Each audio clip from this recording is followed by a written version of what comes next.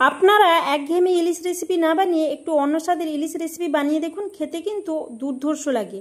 তার জন্য আমি নিয়ে চলে এসেছি আনারস ইলিশ। এখানে অবশ্যই পাকা আনারস লাগবে। পাকা আনারসটিকে ছাড়িয়ে এইভাবে কেটে নিয়ে হাত দিয়ে চটকে আনারসের জুসটিকে বের করে নিয়েছি ছাঁকনির সাহায্যে। তারপরে এখানে লবণ ও হলুদ মাখানো ইলিশ মাছ নিয়ে নিয়েছি, আর মশলার জন্য পেস্ট করে নিয়েছিলাম কালো সরষে ও পোস্ত, সেটাও ছাঁকনির সাহায্যে ছেঁকে নিয়েছি। এরপর গ্যাসের চুলা অন করে ফ্রাইং প্যানে বসিয়ে দেবো। ফ্রাইং প্যানে সর্ষের তেল দিয়ে দেবো। সর্ষের তেলটা ভালো মতো গরম হয়ে গেলে 1 চামচ কালো জিরে দিয়ে দেবো, কয়েকটা চিরা কাঁচা লঙ্কা দিয়ে দেবো, লবণ ও হলুদ মাখানো মাছটা দিয়ে এপিট ওপিট করে হালকা ভেজে নেবো। তারপরে পেস্ট করা কালো সর্ষে ও পোস্ত দিয়ে দিব, লবণ ও হলুদ পরিমাণ মতো দিয়ে দেবো, দিয়ে ঢাকনা চাপা দিয়ে এইভাবে 10-15 মিনিট ফুটিয়ে নেবো।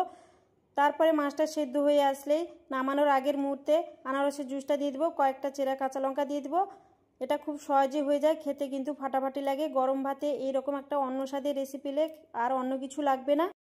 এটা একটা ইউনিক রেসিপি, আপনারা অবশ্যই ট্রাই করবেন, খেতে দারুণ লাগবে।